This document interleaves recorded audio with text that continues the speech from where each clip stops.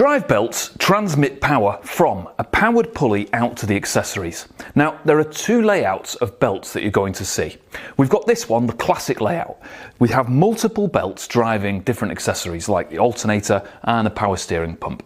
And you'll also come across a more modern system called a serpentine belt, where a single belt powers all the accessories. So let's take a brief look at what came before to understand why serpentine belt systems are the best thing ever in the history of drive belts.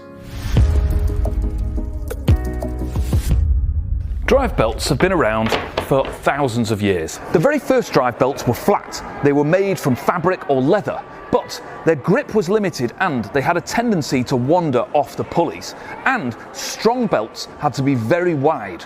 Then came round belts and ropes, which fitted into a groove on a pulley. Now, these still had a tendency to slip and they could rotate around on themselves, getting twisted up. Mills had massive engines and transmitting huge amounts of power was a challenge. Mill engineers discovered that a series of ropes in multiple grooves across a drum was more effective at transmitting power than a single flat belt of the same width. Then came V-belts. Now, these solved the alignment and the twisting issues because the belt self-centers in the groove on the pulley. And more importantly, these belts had a much stronger grip because the shape is basically a wedge, and with some tension and the correct size groove, the belt will wedge itself into the groove. And the more the load, the stronger the load, the more the belt is going to grip into this groove. The endless V-belt, this is one, was developed in 1917 by John Gates, whose company, Gates, is still a massive manufacturer of belt systems and rubber hoses, all things rubber basically. The grip of a belt depends partly on the tension in the belt, but also to a large degree on the surface area that's in contact with the pulley. V-shaped belts like this were standard for driving car accessories until, I don't know, probably the 80s or so. Increasing the size of the V-belt profile made for a thicker belt. You had a larger surface area, and the thicker this belt becomes, the harder it is to turn around tight corners. Plus, you can't really bend a V-belt back on itself, so V-belts were limited to fairly simple shaped routes around the engine, and this is why engines used multiple belts for the different accessories.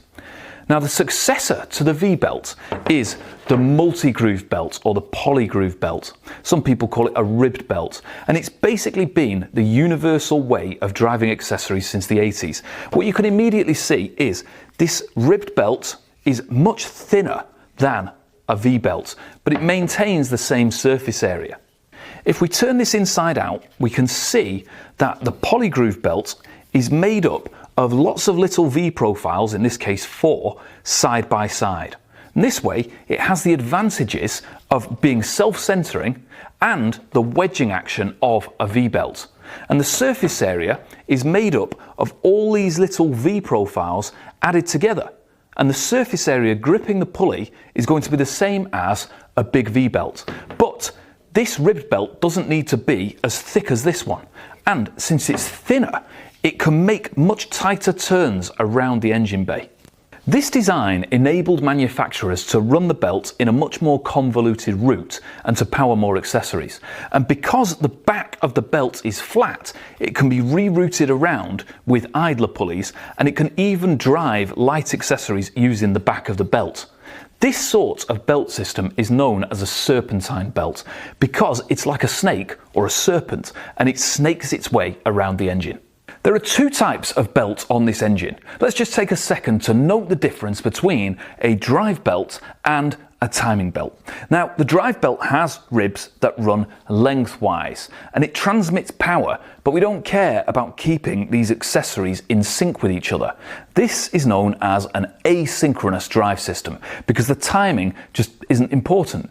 The timing belt, on the other hand, has ribs running crossways that lock into these grooves on the pulleys, and they keep the timing pulleys locked relative to each other. The timing system is a synchronous drive system because everything is beautifully synchronized. This MX-5 Miata has two drive belts, both using the standard multi-groove belt profile. One powers the alternator and the water pump, and the other runs the power steering pump and an AC compressor if we had one. And that's an important thing. Be careful ordering drive belts because the length of the belt needed is often going to depend on the configuration of the engine. Now, these aren't serpentine belts. I'd call them drive belts or accessory belts, and in the UK at least, it's still common to hear them called fan belts because they used to drive the vehicle's fan. Now, all fans are electric, but the name has stuck for some reason.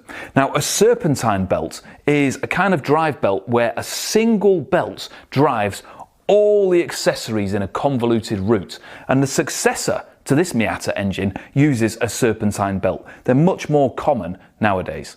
The belt is just one part of the accessory belt drive system. The other part is some form of tensioner and possibly some idler gears on a serpentine system to route the belt around the engine. Now, on this engine, the belt is tensioned manually. The alternator belt is tensioned by screwing the alternator away from the engine block, putting a tension onto the belt. Likewise, the power steering